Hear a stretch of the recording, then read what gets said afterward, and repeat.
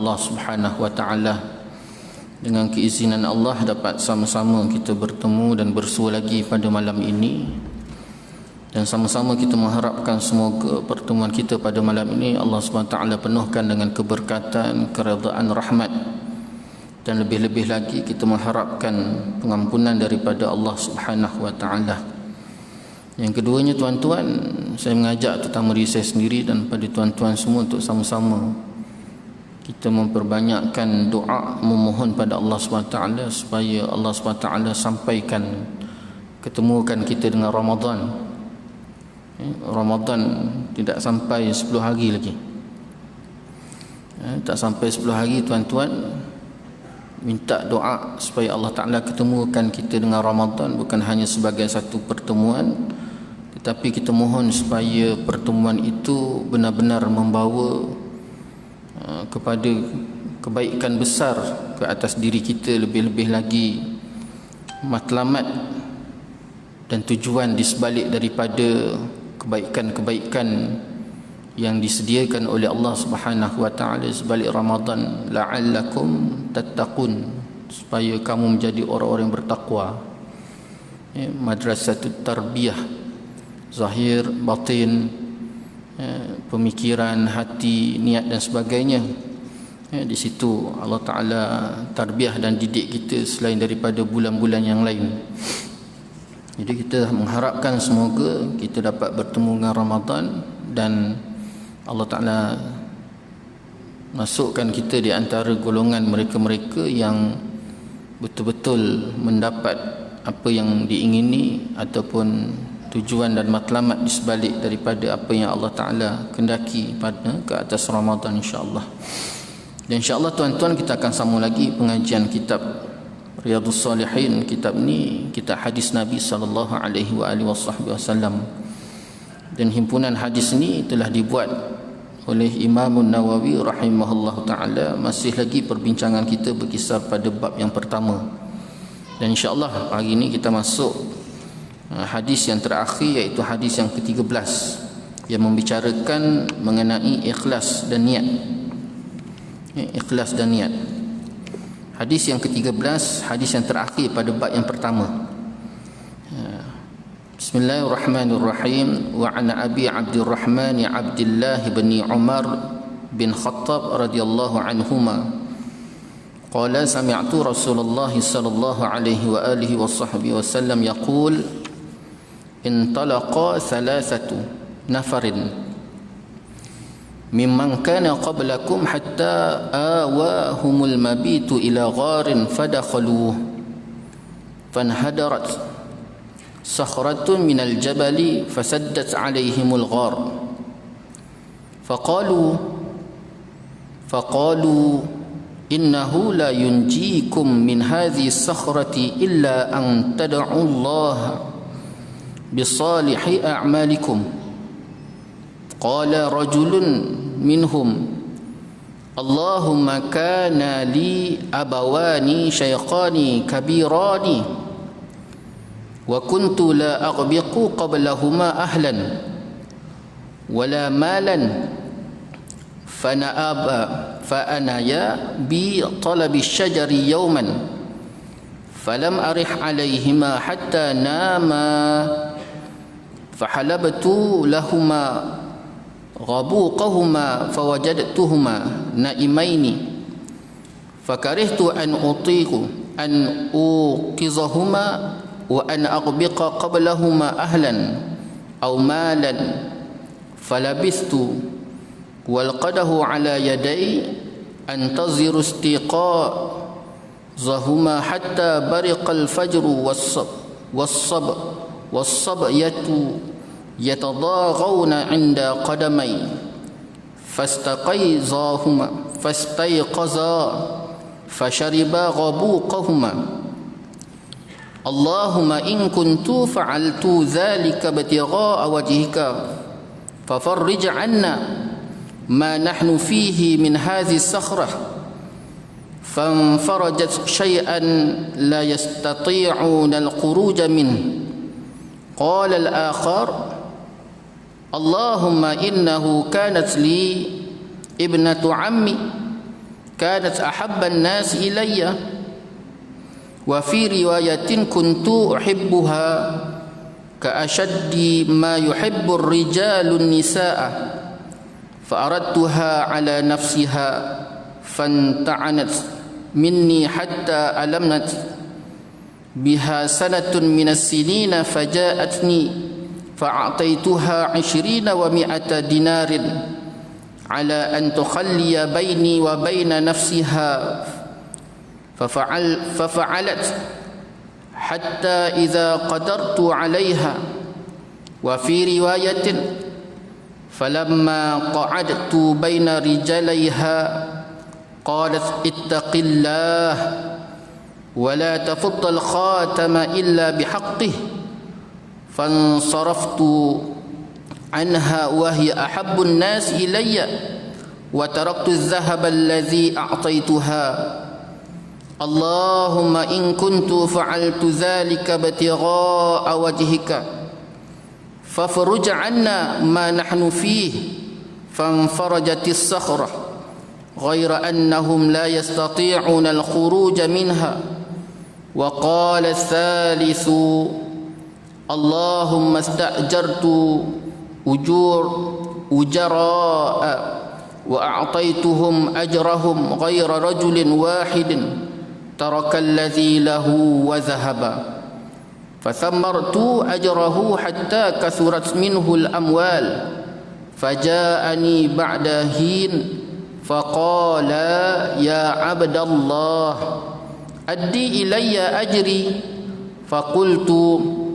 kullu ma tara min ajrika min al-ibli wal baqari wal ghanami wal raqiqi faqala ya 'abdallah la tastahzi'u bi faqultu la astahzi'u bika fa'akhadhahu kullahu fastaqahu falam yutriku minhu shay'a Allahumma in kuntu fa'altu dhalika ibtigha'a wajhika fafruj 'anna ma nahnu fihi fanfarajatis sakhrah fakharaju yamshuna muttafaqun alaih.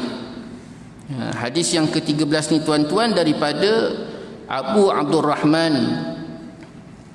Abdullah ibnu Umar bin Khattab radhiyallahu anhu. Beliau berkata, saya pernah mendengar Rasulullah sallallahu alaihi wasallam bersabda, telah berangkat menempuh sebuah perjalanan 3 orang daripada umat sebelum daripada kamu, sehinggalah mereka terpaksa bermalam di dalam sebuah gua. Mereka memasuki gua tadi, tiba-tiba satu batu besar jatuh daripada atas gunung dan menutup mulut ataupun pintu gua mereka tadi.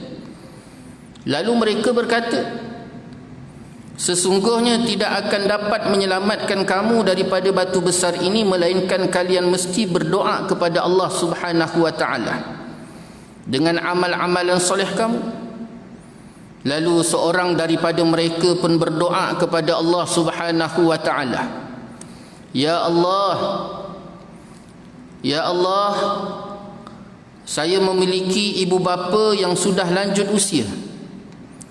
Saya tidak mahu memberi minum di waktu petang kepada keluarga ataupun harta sebelum mereka berdua, iaitu 2 ibu bapa tadi. Pada suatu hari ketika mencari kayu telah membuatkan saya jauh daripada rumah. Saya tidak dapat segera pulang untuk menemui kedua-dua ibu bapa saya, melainkan mereka sudah tertidur. Saya memerah susu untuk kedua-duanya, namun ternyata saya dapati mereka sedang tidur. Saya enggan membangunkan mereka dan juga enggan memberi minum sebelum mereka berdua kepada keluarga maupun harta. Saya pun berdiam diri sementara secawan susu ada di tangan saya sambil menunggu ibu bapa saya bangun hingga fajar bersinar. Padahal anak-anak berteriak-teriak menangis kerana kelaparan di bawah kedua kaki saya. Kemudian mereka bangun lalu meminum air susu yang sepatutnya diminum pada waktu petang hari. Ya Allah, jika aku melakukan itu semua demi mencari redha-Mu, wahai Allah, maka bebaskan kami dari apa yang ada pada kami berupa himpitan batu besar ini ya Allah. Lalu batu itu pun bergeser sedikit. Namun mereka belum lagi dapat keluar daripada celah batu itu. Orang yang kedua pula berdoa kepada Allah Subhanahu wa taala. Ya Allah, sesungguhnya saya memiliki seorang saudara sepupu, anak bapa saudara yang sangat cantik. Dia adalah orang yang paling aku cintai. Dalam sebuah riwayat pula menyatakan saya mencintainya seperti cinta seorang lelaki kepada wanita yang sangat luar biasa.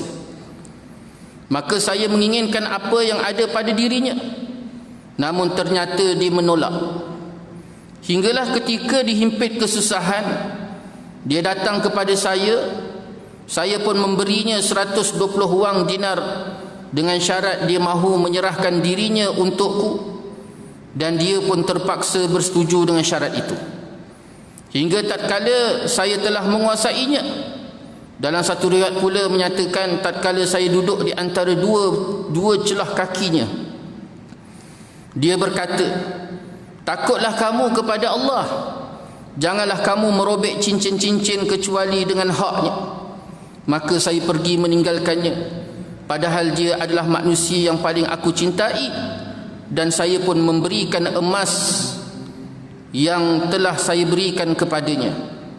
Ya Allah, jika saya melakukan itu semua demi mencari keredaan-Mu, hai Allah, maka bebaskan kami dari apa yang sedang menimpa kami ini. Maka batu itu pun terbuka sedikit lagi. Namun mereka masih lagi belum mampu keluar daripadanya. Orang yang ketiga pula berdoa kepada Allah Subhanahu wa taala. Ya Allah, saya dulu pernah mengupah para pekerja, dan saya telah memberikan kepada mereka semua upah mereka, kecuali satu orang yang telah meninggalkan haknya dan terus pergi tanpa menerima upah tadi. Saya mengembangkan upahnya itu hingga menjadi harta yang sangat banyak. Kemudian setelah itu dia datang dan dia berkata, hai hamba Allah, bayarlah kepada saya upah saya. Lalu saya pun berkata, semua yang kamu lihat ini berasal daripada upahmu, seperti unta, lembu, kambing dan hamba sahaya. Maka dia pun berkata, hai hamba Allah, kamu jangan memperlekehkan diriku. Saya berkata, aku tidak memperlekehkanmu. Dia pun mengambil semua hartanya itu, dia membawanya dan tidak meninggalkan sedikit pun. Ya Allah, jika aku melakukan itu semua demi mencari keredaan-Mu, maka bebaskanlah kami dari apa yang menimpa kami ini. Maka terbukalah batu itu lagi, dan mereka pun keluar sambil terus berjalan. Muttafaqun alaih. Hadis yang ke-13 ini tuan-tuan daripada bab yang pertama membicarakan tentang niat dan keikhlasan. Diriwayatkan daripada Abu Abdurrahman Abdullah ibnu Umar, anak kepada Sayyidina Umar Al-Khattab radhiyallahu anhu. Dia menceritakan, satu hari aku pernah mendengar Rasulullah sallallahu alaihi wasallam pernah menceritakan satu kisah. Rasulullah pernah bercerita satu kisah yang pernah berlaku kepada 3 orang lelaki. Satu hari Rasulullah kata 3 orang lelaki dia keluar berjalan. Sampai di tengah-tengah jalan tiba-tiba malam, ada setengah riwayat kata malam, ada setengah riwayat kata hujan lebat. Mereka pun bergegas menyorok ataupun menghindar daripada hujan tadi, masuk dalam satu gua. Waktu ketika mereka 3 orang tadi berada dalam gua tadi tuan-tuan, tiba-tiba batu besar jatuh batu besar tadi tutup pintu gua. Bila ditutup saja pintu gua tadi tuan-tuan, mereka nak keluar tadi tak boleh. Sehinggalah mereka kata, tidak ada jalan lain kecuali hanya kita berdoa saja pada Allah. Lalu ketika itu tuan-tuan, salah seorang daripada mereka tadi Rasulullah ceritakan, memulakan doanya kepada Allah Subhanahu wa taala. Bukan hanya sekadar mereka meminta pada Allah Subhanahu wa taala supaya Allah Taala bukakan pintu gua tadi, ataupun dihindarkan, digeserkan pintu gua tadi daripada batu besar tadi, tetapi mereka sandarkan doa mereka dengan amalan-amalan soleh yang telah mereka lakukan. Ini tuan-tuan, satu pengajaran yang diajar oleh Rasulullah sallallahu alaihi wasallam kepada kita. Kalau bahasa kita ni tuan-tuan disebut tawassul. Kita minta dengan Allah SWT dalam masa yang sama menyandarkan permintaan, permohonan, doa kita dengan amalan-amalan soleh yang telah pernah kita lakukan. Ya Allah, dengan berkat puasa aku ni, ya Allah, aku mohon pada Engkau, kau mudahkan. Boleh tak? Boleh. Ni dia. Ini contoh dia. Ya Allah, aku berkhidmat dengan dua ibu bapaku, ya Allah, dengan berkat, dengan keizinan, dengan iradah, dengan kudrah Engkau, ya Allah, Kau permudahkan. Minta hajat, disandarkan dengan tu. Jadi Rasulullah sebut, laki yang pertama dia minta pada Allah. Dia ceritakan tuan-tuan bagaimana dia mempunyai dua orang ibu bapa yang sangat tua. Dia punya seorang ibu, seorang bapa yang sangat tua. Dan memang kerjaya dia balik je kerja, dia akan perah susu tuan-tuan, dan dia akan bagi minum dua ibu bapa dia.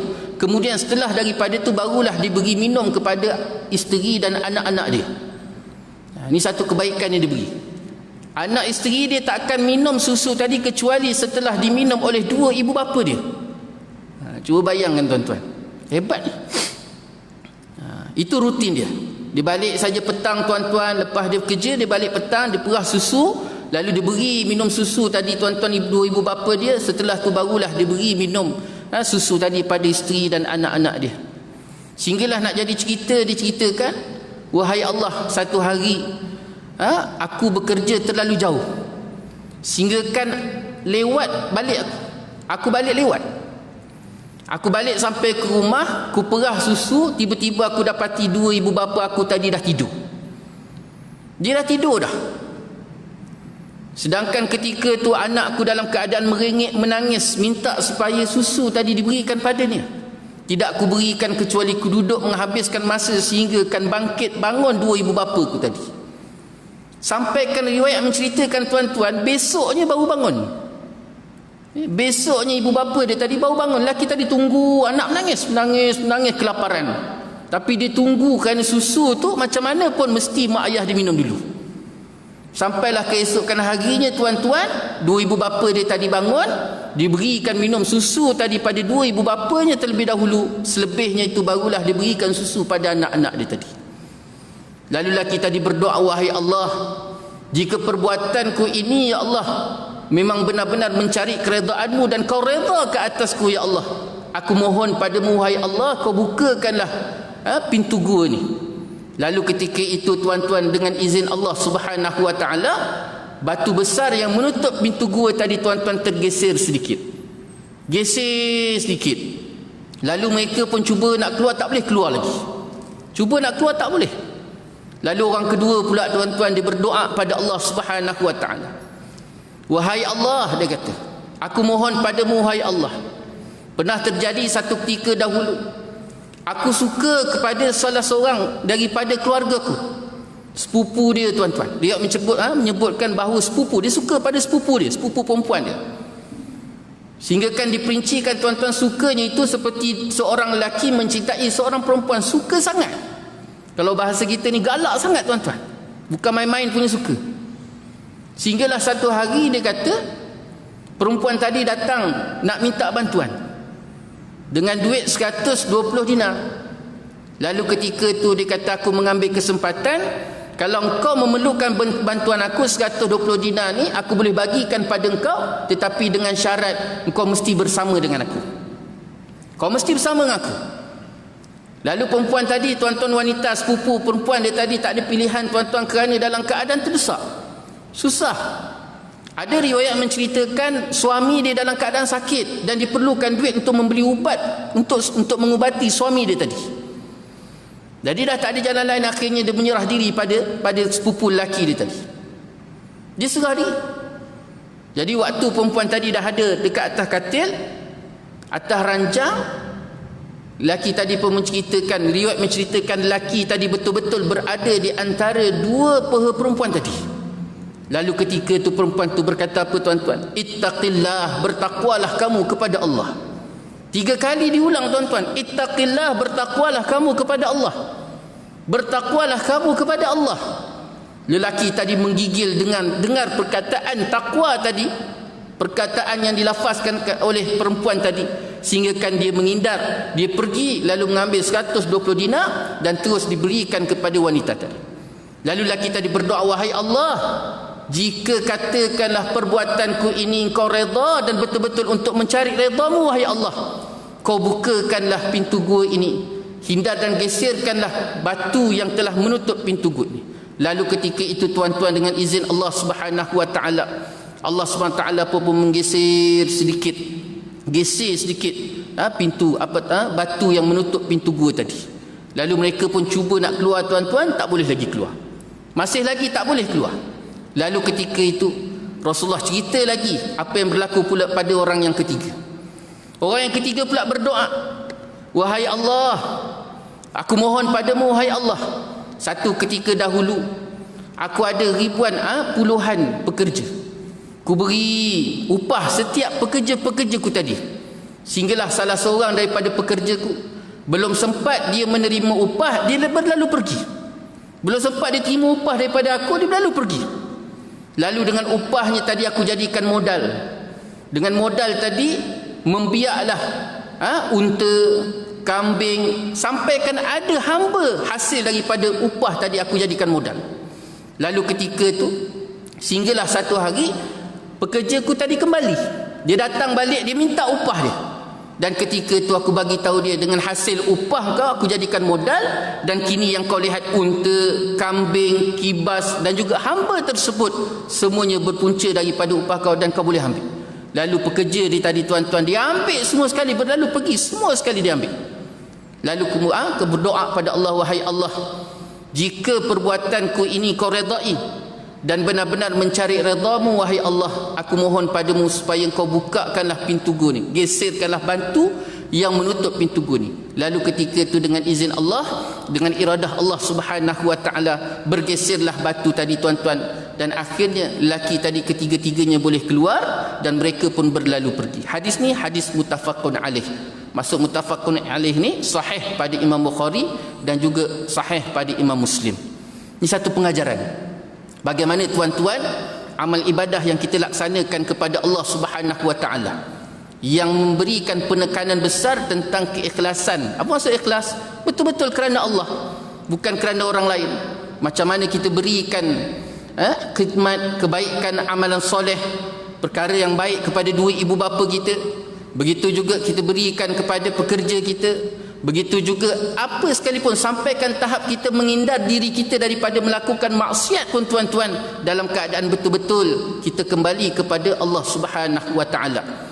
Dan yang kedua tuan-tuan, daripada pengajaran kisah yang diceritakan oleh Rasulullah sallallahu alaihi wasallam ini tuan-tuan, perlu dan boleh kita jadikan setiap amalan-amalan soleh yang kita lakukan ini sebagai penghantaraan di atas hajat yang kita hendak ataupun kita persembahkan, tawajuhkan, murajaah, rujuk kepada Allah Subhanahu wa taala. Jadi hadirin hadirat, muslimin muslimat yang dirahmati oleh Allah Subhanahu wa taala, inilah dua perkara tuan-tuan, dua pengajaran besar yang dapat kita ambil daripada kisah yang diceritakan oleh Abi Abdurrahman Abdullah bin Umar Al-Khattab radhiyallahu anhu, bagaimana Rasulullah sallallahu alaihi wasallam menggambarkan salah satu daripada usaha yang boleh kita lakukan di sebalik daripada hajat yang hendak kita capai ataupun hajat yang hendak kita kembalikan kepada Allah Subhanahu wa taala, dengan disandarkan kepada amalan soleh ataupun amalan-amalan soleh yang telah kita lakukan. Dan pastikan amalan soleh itu betul-betul kerana Allah, ikhlas benar-benar kerana Allah Subhanahu wa taala, kerana tidak akan diterima satu-satu amalan yang mana amalan tadi tidak dilakukan kerana Allah Subhanahu wa taala. Kerana pernah ditanya tuan-tuan semua tahu sejauh mana keadilan Allah Subhanahu wa taala, jauh mana adilnya Allah, sila tunjukkan kepada saya sejauh mana adilnya Allah Subhanahu wa taala. Lalu dipertikaikan, jika benar Allah Taala itu adil, kenapa Allah Subhanahu wa taala tak masukkan seluruh manusia saja ke dalam syurga? Lalu tunggu ketika itu tuan-tuan, dia menjawab, saya ada sebuah kebun, dia kata, kamu bekerja dengan saya. Saya ada satu kebun, kamu bekerja dengan saya. Tapi waktu kerja daripada pukul 8 pagi sampai 5 petang, kamu pergi kebun sebelah. Sepatutnya kamu kerja pada kebun saya. Tapi kamu pergi kebun sebelah, kamu kerja dekat kebun sebelah. Tiba-tiba sampai cukup bulan, dia kata, kamu datang minta upah dekat saya. Patut ke saya bagi kamu upah? Ini bagaimana tuan-tuan perumpamaan yang diberikan Tok Guru tadi? Kenapa Allah SWT menyediakan syurga dan neraka? Kenapa Allah SWT tak masukkan kita semua ni ke dalam syurga? Bagaimana boleh Allah Ta'ala nak masukkan kita ke dalam syurga, sedangkan dalam keadaan kita meletakkan dalam kehidupan seharian ataupun sewaktu hidupnya kita di atas muka bumi Allah SWT ini, tidak meletakkan Allah SWT itu sebagai matlamat, tujuan, apatah lagi setiap amalan perbuatan kita itu tidak bermatlamat ataupun bertujuankan niat semata-mata kerana Allah SWT. Sudah barang pasti tidak adalah pahala ataupun kebaikan yang boleh kita mohon ataupun minta daripada Allah Subhanahu wa taala. Itu sebabnya tuan-tuan, sebagai penutup bagi bab yang pertama ini, perlu saya mengajak terutama diri saya sendiri dan kepada tuan-tuan untuk sama-sama kita memperbaiki niat kita, meletakkan matlamat dan tujuan kita. Apa yang kita lakukan ini semata-mata kerana Allah, semata-mata kerana Allah. Kenapa tuan-tuan? Bukan hanya sekadar pahala yang kita harapkan pada Allah SWT, tetapi yang paling besar sekali adalah redha Allah. Redha Allah. Allah Ta'ala sebut dalam suratul Bayyinah, jazaohum 'inda rabbihim jannatu 'adnin tajri min tahtiha al-anhar khalidina fiha abada radhiyallahu anhum wa radu'an dzalika liman khasyiya rabbah. Balasan bagi orang yang orang baik ni, syurga tuan-tuan, jannatu 'adnin tajri min tahtiha al-anhar. Syurga yang mana di bawah syurga tadi tuan-tuan adanya sungai-sungai yang mengalir, air-air yang mengalir tuan-tuan. Nabi SAW memperkenalkan, menjelaskan lagi air tersebut ada 3 sungai. Yang pertama susu, yang kedua arak, dan yang ketiga madu. 3 sungai. Ini tuan-tuan, besok insya-Allah kita masuk syurga Allah, ada 3 batang sungai ni tuan-tuan. Susu, madu, arak. Arak ni setengah riwayat menyebutkan tidak akan diminum arak yang berada dalam syurga bagi mereka-mereka yang pernah minum arak di dalam dunia. Na'udzubillah min zalik. Itu sebab berhati-hati tuan-tuan. Orang yang biasa minum arak dalam dunia ni tuan-tuan, sewaktu hidup atas muka bumi ni, dia biasa minum arak. Kalau dia tak sempat bertaubat, mungkin dia akan masuk dalam syurga, maka syurganya itu tidak ada lagi arak bagi dia. Na'udzubillah min zalik. Jazaohum 'inda rabbihim jannatu 'adnin tajri min tahtiha al-anhar khalidina fiha, maka mereka kekal dalam syurga tadi. Orang yang masuk syurga ni tuan-tuan, dia takkan keluar. Tak sebagaimana neraka. Neraka ni tuan-tuan ada golongan yang masuk, habis je dosa dia, habis siksaan dia, keadaan di dalam neraka, maka ketika itu tuan-tuan dia akan kembali ke dalam syurga selagi mana dia tidak mensyirikkan Allah Subhanahu wa taala. Radhiyallahu anhum wa radu'an. Ini penting tuan-tuan. Allah redha ke atas mereka, mereka redha ke atas. Ada imbal balik. Ini penting. Ini yang seringkali dikreat oleh para ulama. Perlu kita letakkan sebagai tujuan dalam kehidupan kita, tidak lain dan tidak bukan apa sekalipun yang kita lakukan daripada mula kita bangun tidur sampailah kita tidur balik, makan, minum, semuanya tuan-tuan yang kita lakukan ini semata-mata mencari redha Allah SWT. Allah Ta'ala redha tak? Allah Ta'ala redha tak? Kita minum ni Allah Ta'ala redha tak? Kita makan ni Allah Ta'ala redha tak? Kita memberi ni Allah Ta'ala redha tak? Kita ambil ni Allah Ta'ala redha tak? Apa sekalipun kita lakukan ni akan kita timbulkan persoalan dalam diri kita, Allah redha ataupun tidak. Maka insya-Allah dengan kita letakkan setiap amalan, perbuatan, tindakan kita ini Allah redha ke tidak, di situ akan lahirnya pemeliharaan ke atas diri kita daripada melakukan sesuatu perkara yang tidak diredai oleh Allah Subhanahu wa taala. Jadi itulah tuan-tuan sikit sebanyak dapat kita kongsi bersama pada malam ini. Banyak-banyak kita berdoa pada Allah Subhanahu wa taala supaya Allah Taala berikan kita pemahaman yang baik, diberikan pimpinan, diberikan kekuatan, kelapangan jalan untuk senantiasa duduk dalam ketaatan dan pengabdian pada Allah Subhanahu wa taala tuan-tuan. Kita ni dah hujung dah kemuncak fitnah ni. Jadi kalau tak benar-benar kita letakkan iman, letakkan raja, harap, meletakkan Allah SWT betul-betul sebagai segala-galanya untuk kita, maka kemungkinan besar akan bergeser jatuhlah kita ke lembah fitnah dunia. Apatah lagi yang paling ditakuti adalah fitnah Dajjal. Fitnah Dajjal ni tuan-tuan, kita diambang, bukan diambang, kita dah duduk dalam lingkungan fitnah Dajjal ni tuan-tuan. Jadi berhati-hati. Tidak ada seorang ulama pun yang mengingkari bahawa ini adalah zaman fitnah dajjal. Tak ada seorang ulama, tak ada khilaf. Jadi berhati-hati tuan-tuan. Betul-betul kita perbaiki iman kita ni, lagi-lagi nak masuk Ramadan. Jadikan Ramadan kali ini tuan-tuan Ramadan yang paling terbaik untuk push keimanan kita semaksimum mungkin, dan kita harapkan betul-betul kita langkah dalam keadaan betul-betul dalam pimpinan taufik hidayah, inayah dan pemeliharaan daripada Allah Subhanahu wa taala. Jadi sekadar ni dulu tuan-tuan, yang baik itu daripada Allah Subhanahu wa taala, yang tidak baik itu punya kelemahan saya sendiri. Saya mohon maaf di atas segala salah silap, salah kata, salah bicara. Mohon maaf di atas segala-galanya. Insya-Allah kita tangguh majlis dengan tasbih kafarah dan salawat. Subhanakallahumma bihamdika asyhadu an la ilaha illa anta astaghfiruka wa atubu ilaik. Bismillahirrahmanirrahim. Wal 'asri innal insana lafi khusr illa allazina amanu wa 'amilus solihat wa tawasaw bil haqq wa tawasaw bis sabr. A'udzu billahi minasyaitonir rajim. Bismillahirrahmanirrahim. Alhamdulillahi rabbil alamin. Wassalatu wassalamu ala sayyidil mursalin wa ala alihi wa sahbihi ajma'in. اللهم ربنا لا تزغ قلوبنا بعد إذ هديتنا وهب لنا من لدنك رحمة إنك أنت الوهاب. اللهم ربنا هب لنا من أزواجنا وذرياتنا قرة أعين واجعلنا للمتقين إماما. اللهم اختم لنا بحسن الخاتمة ولا تختم علينا بسوء الخاتمة. ربنا أتنا في الدنيا حسنة وفي الآخرة حسنة وقنا عذاب النار وقنا عذاب النار وقنا عذاب النار. وصلى الله على سيدنا محمد وعلى آله وصحبه وبارك وسلم والحمد لله رب العالمين. تقبل الله منكم وبالله التوفيق والهداية والسلام عليكم ورحمة الله تعالى وبركاته.